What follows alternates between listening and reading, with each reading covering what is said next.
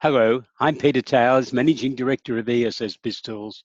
Welcome to this conversation on New Year's Eve, strategies for the decade of change.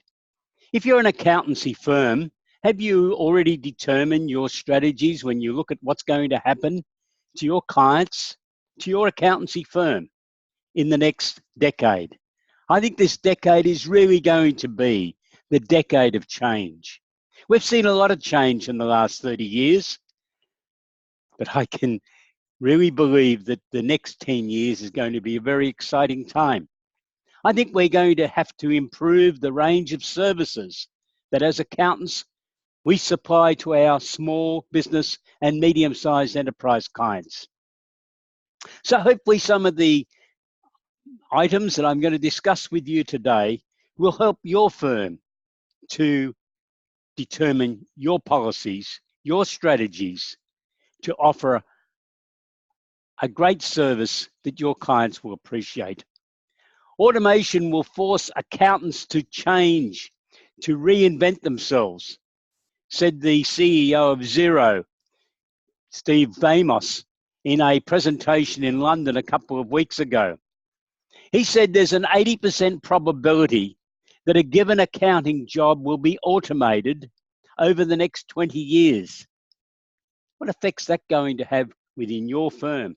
And what are you going to do with those spare staff resources as we go through this decade? Technology will snap up most of the work currently being undertaken by accountants over the coming decade, said Mr. Vamos. The profession will need to reinvent himself, Vamos also said. There will be more work created by the virtue that accountants can offer a broader range of services to act as a coach or chief financial officer for your clients. Just because technology is going to change the work composition doesn't affect your role to supply a broader range of services to assist your clients to add value. Another comment that has come from the Australian Financial Review, continuing expansion beyond traditional accounting work into higher margin consulting services is what the Financial Review identified that the top 100 accounting firms are undertaking. Now, you might not look at one of the top 100 accounting firms and consider them a direct competitor, but they are. Some of those top 100 accounting firms were rather small businesses a decade ago. Some of them are our clients, and others are firms that I've become aware of over the years and have watched with interest their growth. Most of these firms are now offering a range of services that can be known as business advisory services.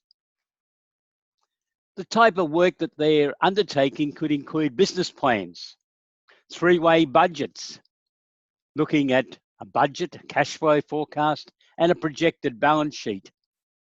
Review meetings with clients where you sit down and discuss virtually everything bar taxation and look at where the business is going, the key performance indicators. How does the client's business benchmark against their peers? What can be learned from that?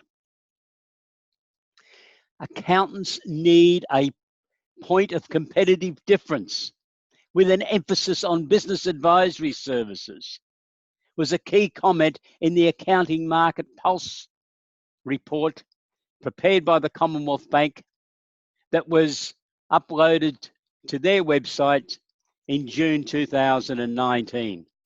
What is your firm's point of competitive difference? It's very boring in the marketplace having every accounting firm offering exactly the same services. And this new decade is going to require accountancy businesses to think broader, to think beyond compliance, taxation type work, because the market is going to be looking for more services, more assistance to help them in their business operations. Help me run a better business was a plea in a letter to the editor that was published by Accountants Daily on the 20th of April 2019. If you haven't read it, please send me an email, peter@essbiztools.com.au, and we will send you the article. Because I think this article clearly identified the role that accountants can play to help small businesses and medium-sized enterprises. This particular client, in an open letter to his accountant, said, tax doesn't light me up. I don't get excited about sitting down with you for an annual review meeting where all we discuss is taxation issues.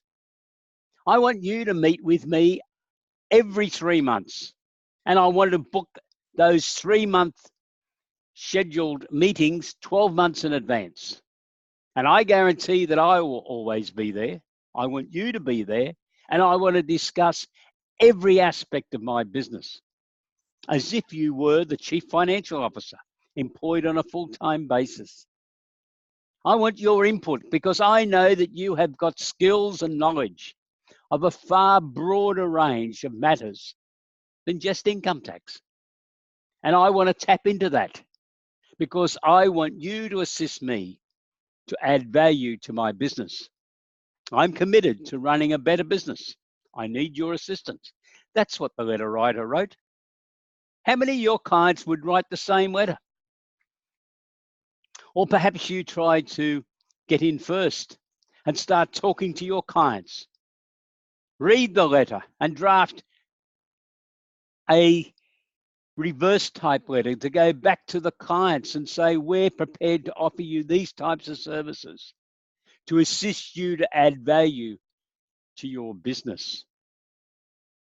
And I repeat, one of his key comments in his letter was, tax does not light me up. Private companies have been liberated over the last 3 years when it comes to capital raising. For 35 years, the only way that private companies could raise capital was by utilising Section 708 of the Corporations Act. And 708 has served us well and continues to serve in capital raising. But small and medium-sized enterprises needed more. And ever since the current government's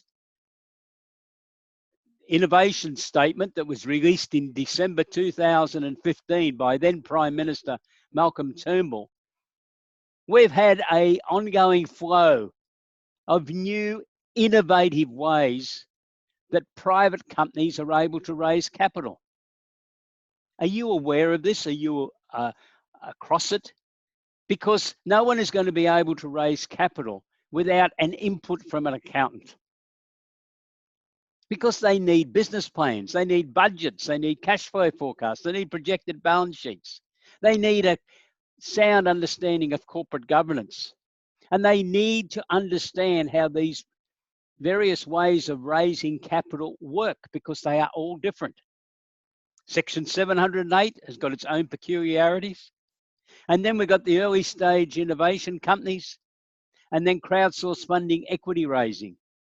And the Federal Treasurer a few weeks ago announced that early in the new year, in conjunction with the Australian banking industry and the federal government, a new fund is going to commence to be known as the Australian Business Growth Fund.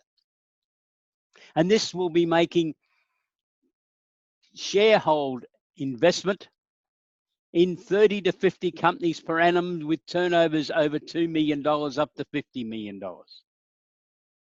What are you going to do if one of your clients rings you up and says to you next week that they have heard about this new fund and they would like to be able to apply for the fund to invest in their company? Are you able to assist them, or are you going to suggest that they go and see someone else, perhaps one of those top 100 firms, and then you're going to lose that client and that whole experience of being able to work with a fast-growing company? I don't think you should be doing that. I think you should be making the investment in your team and in yourself, in your firm, your accountancy business, making sure that you can offer these services, because capital raising by companies is going to become one of the big issues of this decade. Your clients do not have to go and borrow money and mortgage assets, some of which they don't have, to be able to mortgage. They're going to go and borrow the right to mortgage off one of the directors or shareholder or relative or their mother-in-law. And they probably prefer not to do that. ESS BIZTOOLS is offering a special 25% discount on all of our product packages to assist you to get started on this journey into the decade of change, to be able to offer this wider range of services. Please go to our website, www.essbiztools.com.au, and have a look at the wide range of products which we have available. Or you can contact us, and we're quite happy to present a mentoring coaching service to you, and we will submit a separate proposal to you. As part of your package, you will be invited to participate in a free 1-hour webinar each month to make sure that you and your colleagues in your accountancy business have a full appreciation of the type of services that you will be able to offer to your clients. So once again, Happy New Year. I look forward to talking to you over the coming days and weeks to alert you to the opportunities that are available for accountants in this, the decade of change. Have a great day. Goodbye.